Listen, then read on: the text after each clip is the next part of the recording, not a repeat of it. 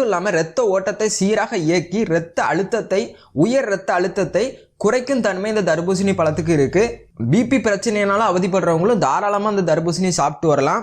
நல்ல பலனை கொடுக்கக்கூடியது இந்த தர்பூசணி. அது மட்டும் இல்லாமல் இரத்த நாளங்களுக்குள்ள இருக்கக்கூடிய அழுக்குகளை நீக்கும் பணியையும் இந்த தர்பூசணி செய்கிறது. மற்ற பழங்கள்ல இல்லாத பைட்டோ நியூட்ரியன் அப்படிங்கிற ஒரு சத்து இதுல இருக்கிறதுனால இது உடலை ஆரோக்கியமாகவும் சுறுசுறுப்பாகவும் வைத்திருக்கிறதுக்கு ரொம்பவே உதவியா இருக்குது. இதுல உள்ள மூலப்பொருட்கள் இரத்தம் வழியாக சென்று நரம்புகளுக்கு கூடுதல் சக்தியை தரக்கூடியது. இந்த தர்பூசணி பழத்துக்கு இன்னொரு பெயர் இருக்கு. என்ன அப்படின்னு பாத்தீங்கன்னா இயற்கை வயக்ரா அப்படின்னு இதை சொல்றாங்க. ஏன் இதை இயற்கை வயக்ரா அப்படின்னு சொல்றாங்க அப்படின்னு பாத்தீங்கன்னா பவர் ஹவுஸ் அப்படின்னு சொல்ற சிட்ருலின் அப்படிங்கிற ஒரு அரிய வகை புரதச்சத்து தர்பூசணில அதிக அளவுல இருக்கிறது தான் இதுக்கு காரணம். இது என்ன பண்ணுது, இந்த சிட்ருலின் என்ன பண்ணுது அப்படின்னு பாத்தீங்கன்னா இது இரத்த நாளங்களை விரிவடைய செய்யறதோடு மட்டும் இல்லாம இரத்த ஓட்டத்தை அதிகரிக்கவும் செய்து தர்பூசணியை சாப்பிட்டதுமே அதுல உள்ள சிட்ருலின்